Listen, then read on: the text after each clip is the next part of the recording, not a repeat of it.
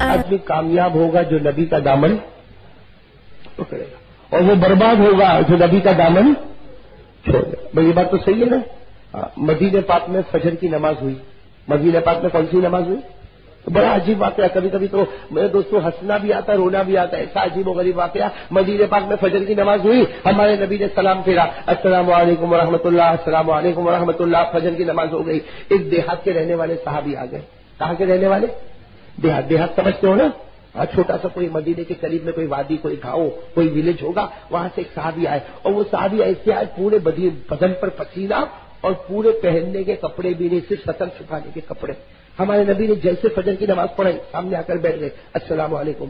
ہمارے نبی نے سلام کا جواب دیا اور کہا کہ صبح صبح میں میرے پاس، کوئی فجر کا وقت، صبح کا وقت ہے میرے پاس، اور تم دیہات سے آ گئے، اس کا مطلب ہے رات کو نکلے ہوں گے، تبھی تو فجر کی نماز میں یہاں پہنچے، تو تم آئے کیوں ہو؟ تو انہوں نے کہا اللہ کے رسول میرے گھر میں کبھی روزی ہے اور کبھی روزی نہیں، کبھی میرے گھر میں ہے روٹی، کبھی گھر میں روٹی نہیں، لیکن اللہ کے رسول میں نے کبھی کسی کے سامنے ہاتھ نہیں پھیلایا۔ اللہ کے رسول میں نے کبھی کسی کے سامنے ہاتھ نہیں پھیلایا، اس نے دے دیا تو شکر ادا کر لیا، اس نے نہیں دیا تو صبر کر لیا۔ ارے وہ دے دے تو میری روزی ہے، نہ دے تو میرا روزہ ہے، میں دے دے تو میری روزی ہے، نہ دے تو میرا روزہ۔ اللہ کے رسول میں نے کسی کے سامنے ہاتھ نہیں پھیلایا، لیکن اللہ کے رسول آدھی رات کو نکلا ہوں، فجر کی نماز آپ کے پاس پڑھا ہوں، اس لیے کہ میری بیٹی کی شادی، کیا کہا میری بیٹی کی، اور زندگی میں اس نے کسی کے سامنے ہاتھ نہیں پھیلایا، لیکن اب بیٹی کی شادی کا معاملہ، اس کے اللہ کے رسول صرف آپ کے سامنے آیا ہوں اور آپ کے سامنے کہتا ہوں اگر کچھ ہو تو مجھے دے دو، اگر ہوگا تو دے دینا، نہیں ہو تو مجھے کوئی شکایت نہیں، اور آپ کے سوا کسی کے سامنے ہاتھ پھیلاؤں گا بھی نہیں۔ میرے دوستوں کیسے یقین والے صحابی ہوں گے؟ ارے ہوں گے نا کیسے یقین والے صحابی؟ فجر کی نماز کے بعد کا وقت تھا، ہمارے نبی نے اوپر سے نیچے دیکھا تو آنکھوں میں آنسو آ گئے، سمجھ گئے کہ بیچارے کے پاس کھانے کا بھی نہیں، آدھی رات کو بیچارہ نکلا ہے اور صبح میں یہاں پہنچا ہے۔ لیکن ہمارے نبی کے بارے میں لکھا، فرماتے قسم اللہ کی میرے پاس کچھ نہیں تھا۔ ہمارے نبی فرماتے واللہ لیسا عندی درہم ولا دینار، قسم اللہ کی میرے پاس ایک پھوٹی کوڑی بھی نہیں تھی۔ تو ہمارے نبی نے کیا فرمایا؟ بھائی انتظر یا اخی، کیا فرمایا؟ انتظر یا اخی، اے میرے بھائی انتظار کر، ابھی کچھ نہیں، جب کچھ آئے گا تو میں دے دوں، میں کچھ آئے گا تو دے دوں گا، باقی ابھی میرے پاس کچھ ہے نہیں۔ یہ ہمارے نبی صلی اللہ علیہ وسلم کا تواضع، عاجزی، انکساری، بھائی میرے پاس کچھ ہے نہیں، آئے گا تو دے دوں گا لیکن تو انتظار کر۔ وہ صحابی اٹھے، چھوٹے موٹے کپڑے پہنے تھے، مسجد کے کونے میں جا کے بیٹھ گئے اور ہمارے نبی باہر چلے گئے۔ بھائی ہمارے نبی کو تو بہت کام تھا، ہمارے نبی کو کام تھا کہ نہیں؟ پوری دنیا کی دعوت و تبلیغ کی ذمہ داری کس پر تھی؟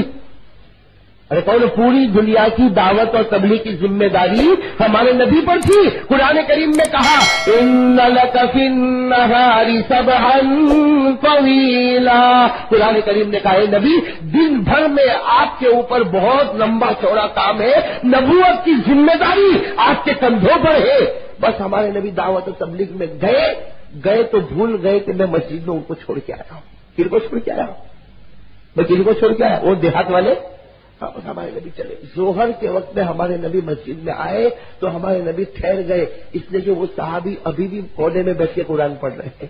وہ کب سے نکلے ہوں گے؟ کب سے نکلے؟ رات سے۔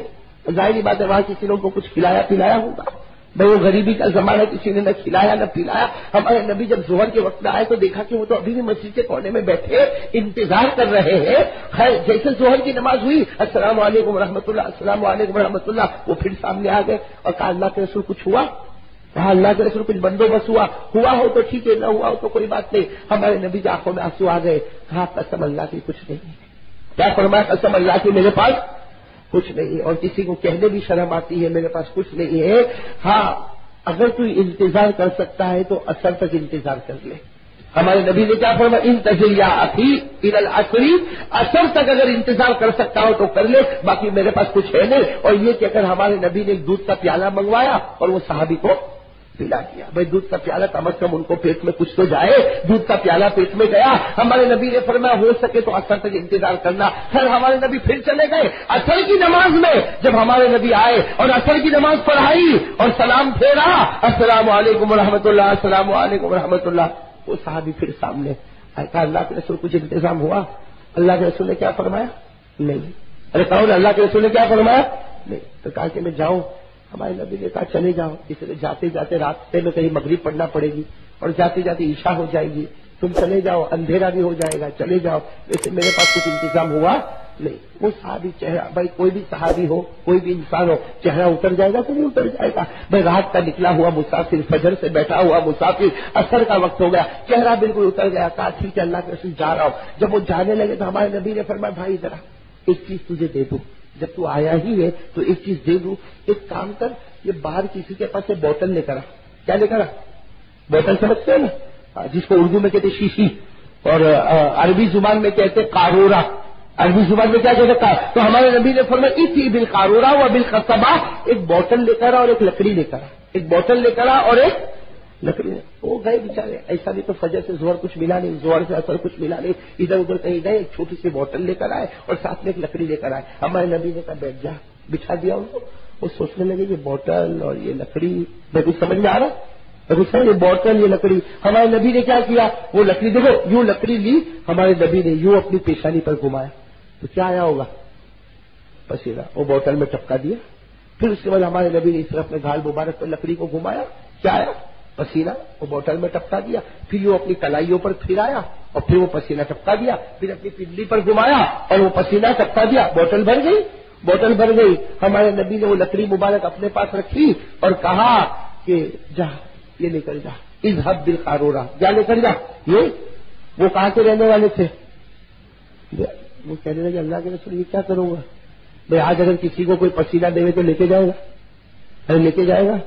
کتنا ہی بڑا شیخ الحدیث ہوگا، یوں پسینہ نکالے کہے گا مولانا یہ بدبو آتی، رہنے دو نا اپنے پاس۔ تو یہی کہے گا نا آج پسینے سے تو نفرت ہوتی، بھائی نفرت ہوتی کہ نہیں ہوتی؟ اب ہمارے نبی نے پوری بوتل میں پسینہ بھرا اور کہا کہ اذهب بهذه القارورہ، یہ بوتل لے کر جا۔ تو کہنے لگے ما افعل بهذا، کہا میں کیا کروں گا؟ بھائی پسینہ مجھے کیوں دے رہے ہو؟ میں تو آپ کے پاس یہ کہہ کر آیا میری بیٹی کی شادی ہے، میں پسینہ مانگنے تھوڑی آیا تھا، یہ تو مذاق ہو رہا ہے پسینہ میں۔ ہمارے نبی کی آنکھوں میں آنسو آ گئے، کہا لے جا، اسی میں خدا برکت عطا کرے گا۔ ہمارے نبی نے کیا فرمایا؟ لے جا، اذهب بهذه القارورہ اللہ یبارک فیک، جا یہ بوتل لے کر جا، خدا اسی میں تجھے برکت دینے والا۔ وہ صحابی کہتے مجھے اچھا نہیں لگتا تھا کہ میں بوتل اٹھاؤ، لیکن نبی کا حکم تھا، اس سے وہ صحابی کہتے میں نے بوتل اٹھائی، لیکن وہ صحابی کہتے ابھی 3 قدم بھی نہیں چلا، اس میں ایسی خوشبو آنے لگی کہ ایسی خوشبو شاید کسی نے کبھی محسوس بھی نہیں کیا ہوگا۔ وہ صحابی کہتے 3 قدم چلا، خوشبو آئی اور اتنی خوشبو، وہ صحابی کہتے ہیں کہ پورے مدینے کے محلے کے مرد اور عورتیں جمع ہو گئے۔ کون جمع ہو گئے؟ کہتے میں باہر نکلا، پورے محلے کے مرد عورتیں سب جمع ہو گئے کہ خوشبو کہاں سے، خوشبو کہاں سے، خوشبو کہاں سے، اور سب کہہ رہے کہ بھائی تو نے جو بوتل ہاتھ میں رکھا اس میں خوشبو آ رہی۔ اور میرے دوستو اس میں کوئی شک نہیں، ہمارے نبی کے پسینے میں بھی خوشبو تھی۔ ارے تھی نا؟ ایک بات بتا دوں، ایک صحابی حضرت حسان، کون؟ انہوں نے ایک مرتبہ اللہ کے رسول کو پوچھا، اللہ کے رسول ہمارے پسینے میں بدبو آتی، آپ کے پسینے میں خوشبو آتی، کیوں؟ حضرت حسان نے پوچھا اللہ کے رسول ہمارے پسینے میں بدبو آتی، آپ کے پسینے میں خوشبو آتی، کیوں؟ ہمارے نبی نے فرمایا حسان تیرا پسینہ تیرے گوشت سے تیار ہوا، تیرا پسینہ کس سے تیار ہوا؟ تیرے گوشت سے تیار ہوا، اس لیے اس میں بدبو ہے، اور میرا پسینہ اللہ کی قسم اللہ نے جنت کی نہروں سے تیار کیا ہے۔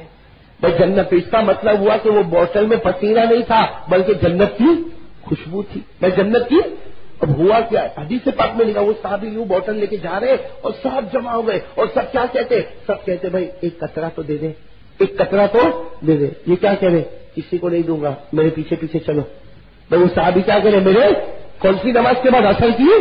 اب چلتے گئے کہیں مغرب کی نماز پڑھی، پھر چلتے گئے ان کا کہیں جھوپڑا تھا، لیکن میرے دوستوں جس گلی سے گزرتے، جس محلے سے گزرتے لوگ جمع ہو جاتے، اتنی بڑی جماعت ان کے آگے پیچھے دائیں بائیں، وہ بیچارے غریب صحابی، پورے کپڑے بھی نہیں لیکن چاروں طرف سے لوگوں نے ان کو گھیر کر رکھا۔ وہ صحابی کہتے قسم اللہ کی عشاء کے وقت میں میرے گھر میں پہنچا تو پورا میرا جھوپڑا پہلے سے بھرا ہوا تھا۔ پہلے سب کو خبر مل گئی کہ بہت بڑی جنت کی خوشبو لے کے آ رہے، کہتے میرا پورا جھوپڑا بھرا ہوا۔ کہتے میں نے عشاء کی نماز پڑھی اور عشاء کی نماز کے بعد میں نے سب کو کہا میں کچھ دوں گا نہیں، پہلے مشورہ تو کر لوں۔ اس سے مشورہ کر لوں، ہم لوگ بھی کرتے ہیں بیوی سے، میں کس سے مشورہ کر لوں؟ کہا میں میری بیوی سے مشورہ تو کر لوں، گھر والوں سے مشورہ تو کر لوں۔ خیر گھر والوں سے مشورہ ہوا، یہ بوتل لے کر باہر نکلے، لمبا چوڑا مجمع۔ کہا کس کو چاہیے؟ سب نے ہاتھ اوپر کر دیا، ہم کو چاہیے۔ کہا کہ ہاں 1 قطرہ دوں گا، 100 درہم لوں گا۔ کتنا دوں گا؟ 1 قطرہ۔ اور کتنا لوں گا؟ 100 درہم۔ اب میرے دوستوں لکھا عشاء کی نماز کے بعد جو یہ سلسلہ چلا، وہ صحابی بیچتے گئے، 1 قطرہ ادھر، 100 درہم ادھر، 1 قطرہ ادھر، 100 درہم ادھر۔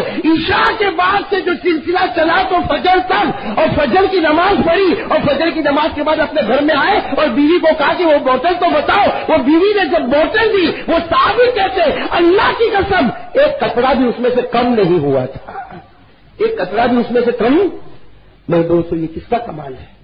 میں کہوں گا یہ کس کا کمال ہے؟ ہمارے نبی کے پسینے کا کمال ہے۔